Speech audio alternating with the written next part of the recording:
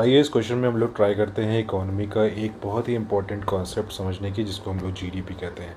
GDP calculation आपको मालूम होगा कि एक नॉमिनल जीडीपी होता है, एक रियल जीडीपी होता है।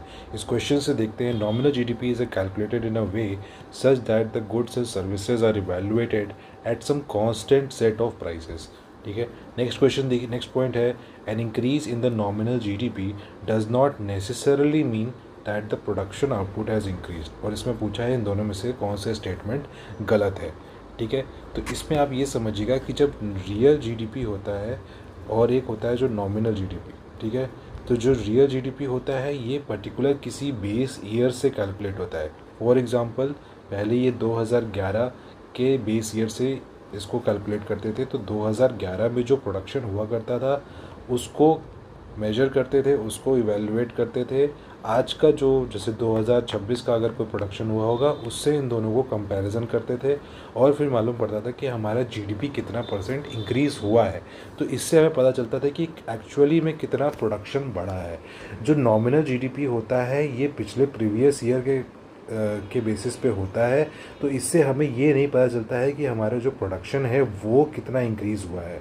हो सकता है अगर जीडीपी इस पर्टिकुलर ईयर में बढ़ा हो तो ये हो सकता है कि ये प्राइस इंक्रीज़ की वजह से हुआ हो, ना कि प्रोडक्शन के इंक्रीज़ से हुआ हो। तो ये चीज़ आपको याद रखना है कि जो नॉमिनल जीडीपी होता है वो प्रोडक्शन के आउटपुट को अगर इंक्रीज़ हुआ है कि नहीं हुआ है ये चीज़ नहीं बता पाता है, और रियल जीडीपी इस बात को बता पाता है। और आपको ये भी याद रखना है कि अभी रियल जीडीपी का जो बेस ईयर है वो 2022-23 कर दिया गया है, और ये रियल जीडीपी कैलकुलेट कौन करता है? मिनिस्ट्री ऑफ स्टेटिस्टिक्स, ठीक है, मोस्पी कहते हैं उसको, तो इसने करते हैं। तो इस क्वेश्चन के हिसाब से अगर आप देखेंगे तो nominal GDP is calculated in a way such that goods and services are evaluated at some constant set of prices. ये ऑप्शन आपका गलत हो जाएगा, क्योंकि कांस्टेंट सेट ऑफ प्राइसेस जो है वो रियल जीडीपी में होता है। जैसे 2011 के बेसिस पे अगर कर रहे थे तो वो कांस्टेंट सेट ऑफ प्राइस था, जिसके बेसिस पे हम लोग 2026 को कंपेयर कर रहे थे।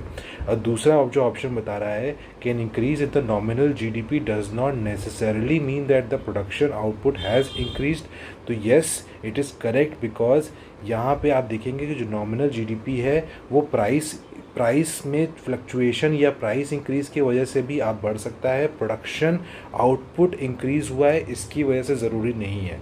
ठीक है, तो ये ऑप्शन आपका सही है। आपसे पूछा गया है कि इसमें नॉट करेक्ट कौन सा होगा, तो आपका पहला ऑप्शन इज़ नॉट करेक्ट।